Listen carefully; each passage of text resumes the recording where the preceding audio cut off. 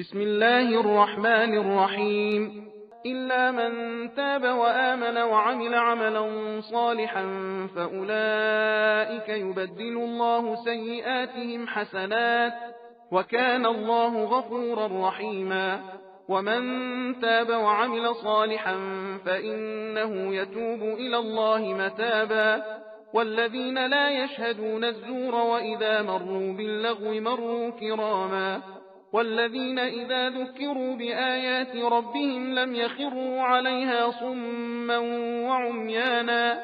والذين يقولون ربنا هب لنا من أزواجنا وذرياتنا قرة أعين واجعلنا للمتقين إماما. أولئك يجزون الغرفة بما صبروا ويلقون فيها تحية وسلاما خالدين فيها حسنت مستقرا ومقاما. قل ما يعبأ بكم ربي لولا دعاؤكم فقد كذبتم فسوف يكون لزاما. بسم الله الرحمن الرحيم. طاسيم.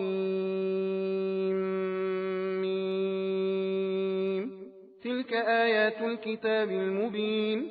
لعلك باخع نفسك ألا يكونوا مؤمنين. إن نشأ ننزل عليهم من السماء آية فظلت أعناقهم لها خاضعين.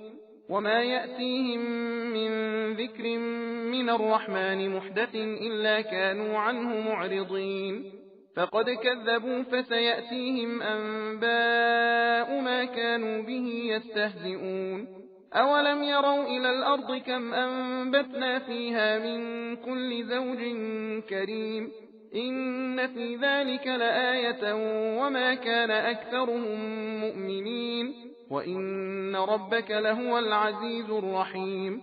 وإذ نادى ربك موسى أن ائت القوم الظالمين قوم فرعون ألا يتقون. قال رب إني أخاف أن يكذبون ويضيق صدري ولا ينطلق لساني فأرسل إلى هارون ولهم علي ذنب فأخاف أن يقتلون. قال كلا فاذهبا بآياتنا إنا معكم مستمعون. فأتيا فرعون فقولا إنا رسول رب العالمين أن أرسل معنا بني إسرائيل. قال ألم نربك فينا وليدا ولبثت فينا من عمرك سنين وفعلت فعلتك التي فعلت وأنت من الكافرين. قال فعلتها إذا وأنا من الضالين. ففررت منكم لما خفتكم فوهب لي ربي حكما وجعلني من المرسلين. وتلك نعمة تمنها علي أن عبدت بني إسرائيل.